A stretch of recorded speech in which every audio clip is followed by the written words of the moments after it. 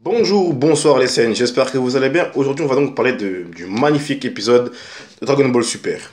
Alors, pourquoi magnifique? Tout simplement l'animation, les musiques, les combats et surtout les gens Freezer. Alors Freezer, je le dis depuis le début, hein, franchement, je suis très content de le revoir. Et encore plus quand je sais qu'il va participer au tournoi. Mais pour ceux qui n'étaient pas d'accord avec moi, est-ce que vous avez apprécié l'épisode, franchement? Pour ceux qui me disaient, ouais, Freezer, on l'a trop revu, il est mort trop souvent, il faudrait changer, nanani, nanana. Mais avouez-le, quand Freezer est là, franchement, il pète la classe. En fait, ce que j'ai bien aimé dans cet épisode-là, c'est qu'on n'a pas vu, franchement, on n'a pas vu un Freezer que cruel, que cruel comme avant, quand il tuait pour le plaisir, etc. Là, on l'a vraiment vu du genre, déjà cruel de base, comme d'habitude, hein. On a aussi vu malveillant, il complote, on sait il va commencer à comploter contre les dieux. On a vu qu'il voulait même changer d'univers pour avoir des chances de survie. Il voulait aller dans l'univers 9. Enfin, il voulait capturer Goku. Il voulait aller dans l'univers 9 du coup pour gagner le tournoi. Nanana. Enfin, le mec, en fait, il est pas seulement, il aime pas seulement tuer, mais en fait, il est simplement intelligent et c'est un méchant en fait. C'est vraiment, moi j'appelle ça un boss de fin. Voilà. Pour moi, Freezer, c'est un boss de fin. Alors, donc on commence l'épisode donc avec le combat contre les soi-disant assassins là, qui sont. euh, il n'y a pas d'assassins aussi inutiles que franchement, hein. Ils sont extrêmement pourris. Donc Freezer les bute, hein, et on voit que Goku, bah, il est vraiment pas d'accord avec Freezer. Et il lui dit même, t'as pas besoin de les tuer, ça sert à rien, nanana. Et Freezer, il lui dit quelque chose de totalement cohérent, et je suis totalement d'accord avec lui, hein. Il dit, bah, ça change quoi que je les tue maintenant ou qu'après on gagne le tournoi et qu'ils meurent quand même. Ça revient au même. Ça revient au même totalement. Et là, il a tout à fait raison. Donc, bah, Goku, bah, il a rien su répondre à ça, hein. Et je trouve aussi c'est un petit peu bête parce que Goku il leur dit euh, est-ce que vous venez de notre univers? Et le gars il lui dit ouais, je peux pas vous le dire. Mais ce qu'il rajoute après c'est euh, on vient d'un univers meilleur que le vôtre. Mec, t'es con quoi. Je sais pas, j'aurais bien aimé que Goku relève ça du genre ah, donc vous êtes de notre univers. Enfin, t'es con quoi, franchement. Enfin bref. Euh, donc le combat. Ce qui est intéressant de voir, c'est la transformation de Freezer. Il parle de quelque chose avec Goku. Goku lui dit ouais, tu vas pas transformer en Golden maintenant parce que juste après on a un combat, enfin on a un tournoi. Et il sait que sa transformation elle l'épuise beaucoup. Et Freezer il lui répond quelque chose d'intéressant. Il lui dit euh, le temps que j'ai passé en enfer avec tous ces bisounours, etc. là, il dit qu'il l'a passé à se maîtriser, à se contrôler lui-même, contrôler son ki, etc. ou je sais pas quoi. Et du coup, maintenant, il maîtrise de ce fait sa golden form. Et certains d'entre vous vont trouver ça incohérent, hein. Mais rappelez-vous de quelque chose, les gars. C'est dans Dragon Ball Z, quand Gohan et Krillin allaient sur Namek, comment ils se sont entraînés? Parce qu'ils ne pouvaient pas s'entraîner normalement, ils allaient péter le vaisseau. Alors ce qu'ils ont fait, c'est qu'ils sont assis, ils sont concentrés, ils ont fermé leurs yeux, ils ont fait un combat mental. Gohan contre Krillin. Et ça, c'est un entraînement qui sert. Franchement, on l'a vu quand ils se sont battus contre Guldo du commando Ginyu. Krillin lui a dit à Gohan, ouais, rappelle-toi l'entraînement dans le vaisseau, donc c'est un entraînement qui a servi. Et après ça, dans la saga Cell, quand Goku est dans la salle d'esprit du temps, il passe beaucoup de temps assis à méditer. Goku, le con qu'on connaît, il médite.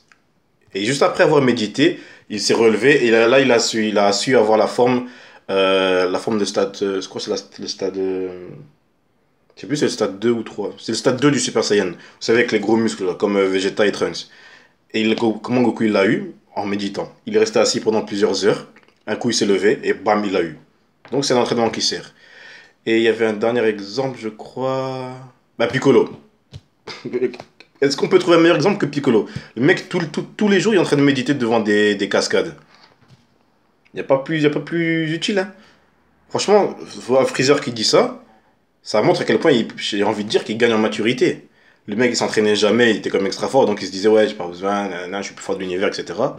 Mais depuis qu'il a eu sa golden form, donc de film Fukatsu no F, le mec, il a changé. De un, il s'est entraîné, et maintenant, il médite. Est-ce qu'on peut trouver quelqu'un avec un potentiel aussi élevé que Freezer. Maintenant qu'il maîtrise sa Golden Form, j'avais envie de dire qu'il était le plus fort de l'univers 7, mais maintenant on sait que Goku et Freezer ont à peu près la même force. Donc ça, il le dit à la fin de l'épisode. Mais avant d'arriver là, j'ai envie de dire quelque chose. Freezer nous parle de deux forces qu'il détient. Donc j'ai envie de dire une force calme et une force rageuse, j'ai envie de dire, une force énervante, sauvage, bestiale. Et on les voit en fait dans sa main gauche, il y a la force bleue, donc qui représente le calme, et le rouge qui représente la sauvagerie. Euh, Ça vous fait penser à rien? Est-ce que comme moi, ça vous fait penser au Super Saiyan? Au Super Saiyan maîtrisé, j'entends bien, Super Saiyan maîtrisé. Parce qu'un Super Saiyan 1 de Goku sur Namek n'est pas du tout pareil que le Super Saiyan 1 qu'il a contre Cell. La différence, c'est la maîtrise, tout simplement. C'est même, comment il va appeler ça? Le full power, voilà. C'est le Super Saiyan full power parce qu'il avait appris à maîtriser totalement son corps, son ki, son esprit. Donc il était calme et fort. Donc c'est-à-dire que le gars, il gagnait en lucidité, mais extrême. C'était vraiment le summum, donc il était vraiment extrêmement puissant. Et là, Frieza, il a exactement la même chose. Donc il a la sauvagerie, qu'il avait donc dans Fukatsu no F. Donc on a vu qu'il était extrêmement puissant et plus fort que Goku et Vegeta. Mais comme il n'avait pas la maîtrise et le calme de son corps, de son ki, il a perdu. Mais maintenant, il a les deux, donc le bleu et le rouge. Il est au summum de sa puissance. Il est vraiment au summum de sa puissance. J'ai même envie de dire que ça fait penser au Super Saiyan Blue et Kaioken. Parce que Super Saiyan Blue, Goku disait que c'était une forme qu'il appréciait, que c'était une forme qui calmait son corps. Enfin, je sais plus trop comment il avait dit ça, hein. Ça date du tournoi de l'univers 6 et 7. Mais, enfin, donc on a le ki bleu, donc c'est une blue, et le ki rouge, qui représente la sauvagerie du Kaioken. Parce que rappelez-vous comment Goku il est sauvage quand il utilise le Kaioken, hein. Donc le ki rouge du Kaioken. Et là c'est la même chose, les deux couleurs sont identiques aussi. Pourquoi je dis que Goku est sauvage en Kaioken? Rappelez-vous comment il a giflé Vegeta sur Terre. Et rappelez-vous du combat contre Slug sur Terre aussi. Donc Slug c'était dans un film, le film La menace Namek. Je sais pas si j'ai la cassette ici. C'est pas ça, c'est pas ça. Ah si, c'est ça. Regardez ça. Ça c'est Goku en Kaioken, hein. Et franchement, il faisait extrêmement peur dans ce combat-là. Il était tellement énervé, c'était tellement magnifique. Et on avait même appelé ça le Gigi Super Saiyajin. Je sais plus si j'avais vu ça sur YouTube ou si c'est Kaio qui dit ça. Quoi qu'il en soit, Goku est en Kaioken. Et il n'y a pas meilleur exemple de sauvagerie que celui-là. Si vous l'avez jamais vu, franchement, regardez-le.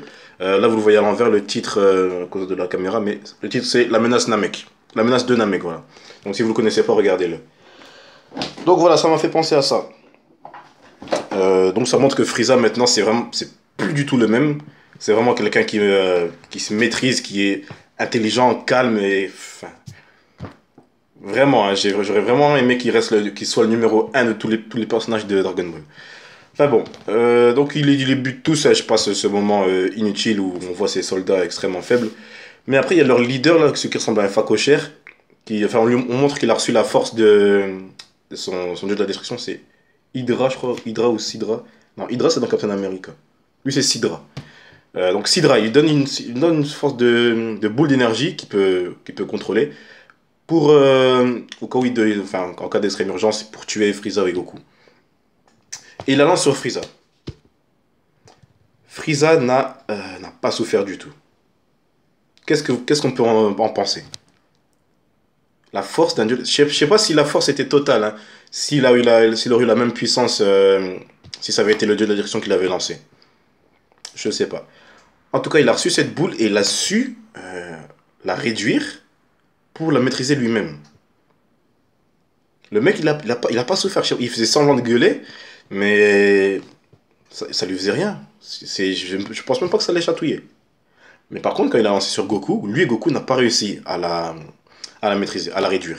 Il a essayé, on a vu la boule redescendre un petit peu, mais boum, il fallait la relâcher, il l'a pas su. Alors, qu'est-ce que ça représente pour vous? Est-ce que ça veut dire que Frieza a une meilleure maîtrise du ki? Ce serait étonnant parce que Goku, il entraîne son ki depuis qu'il sait faire le Kamehameha. Donc vraiment depuis qu'il est tout petit, ça fait presque 30-40 ans qu'il maîtrise son ki. Enfin, je sais pas comment expliquer ça. Parce que juste après, ils nous disent que Goku et Freezer ont la même force, qu'ils sont au même niveau.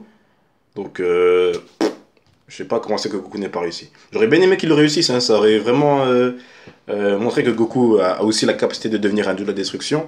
Mais là, la personne la plus proche, entre guillemets, pour devenir le suivant après Beerus, c'est Freezer.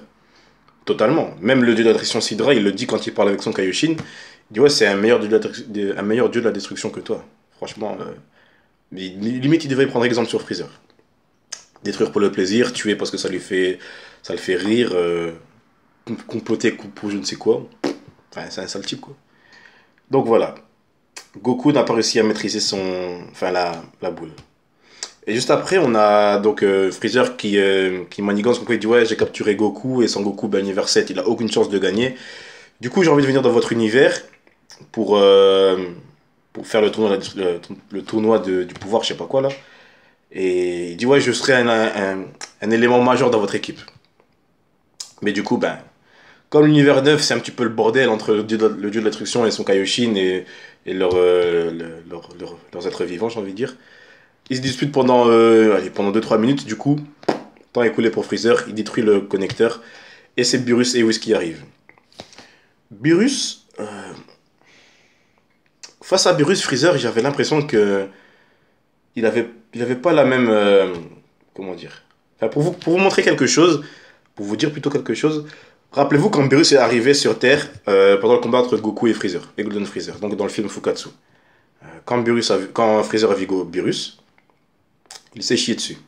Il dit Beerus-sama, nanana, appréciez notre combat. Enfin, il a montré que Beerus lui était supérieur. Et là, non.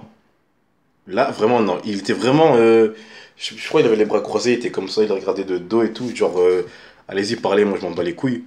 Vraiment, Freezer, là, il a. J'ai envie de dire, il a level up carrément. Ouais, il est au-dessus. Il se croit au-dessus de tout le monde. Et il dit même ce tournoi, c'est l'occasion de manipuler les dieux. Donc le mec, il prévoit de manipuler si ce n'est que Beerus, et je sais pas s'il va les manipuler. Bah déjà, il aurait pu manipuler très très facilement le Sidra, mais vraiment très très très facilement. Après, les dieux de la destruction comme Champa, c'est une tapette. C'est une tapette, il va rien faire devant Freezer. Il peut rien faire devant Freezer. La seule personne qui est encore au-delà des espérances de Freezer, c'est Zeno. Et le Daishinkan. Vraiment, il n'y a que eux deux. Enfin, après, t'as les anges, les Whis et les Vados, etc. Mais eux, ils sont pas classables. Donc, on va pas en parler d'eux. Mais franchement, Freezer, j'ai envie de dire qu'il est ambitieux, là. Hein. Il est très ambitieux. Limite, il va se recréer une armée bientôt. Et je serais pas étonné. Je serais vraiment pas étonné. Et attendez, si Freezer, il ressuscite à la fin de cet arc, moi, je dis oui. Moi, je dis oui. Je dis oui pour sa résurrection, mais je dis pas oui pour un nouvel arc. Je ne les vois pas refaire des combats à mort où il y aurait des vies en jeu, etc. Enfin, il y aurait une vie en jeu entre la personne qui affrontera Freezer et Freezer lui-même. Mais allez, ça sera pas de la même échelle que Namek.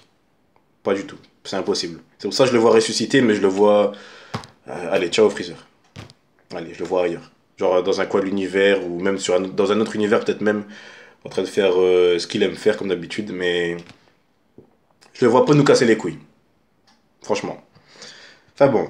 Donc la fin de l'épisode, l'épisode se termine sur un petit affrontement entre Goku et Freezer pour faire un pacte. Goku il dit ouais, si je gagne ce combat là, tu nous es loyal, tu nous trahis pas, nanana. Et Freezer lui dit ouais, mais si c'est moi qui gagne, tu me laisses faire ce que je veux. Tu me laisses faire selon mes désirs, nanana. Donc je suppose que ça voudrait dire de le ressusciter, de le laisser détruire telle ou telle planète et de tuer tel ou tel humain. La scène où ça se passe, où il se téléporte partout, partout, elle est magnifique. Vraiment magnifique. Et ensuite, la scène où Goku se transforme et Freezer, même chose, qui foncent l'un sur l'autre. J'avais pas les mots. J'avais pas les mots. Maintenant, ils se sont tous les deux touchés, en même temps. Est-ce que pour eux, ça veut dire un match nul, donc 0-0, ou est-ce que pour eux, ça veut dire un match nul, genre 1-1? Genre, Freezer doit leur rester loyal, mais en même temps, il peut faire ce qu'il veut.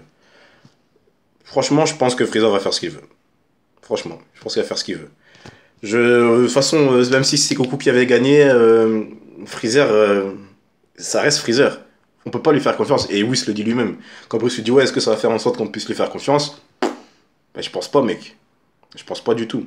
Donc ouais, vous avez fait un pacte, mais il va pas être respecté. Voilà.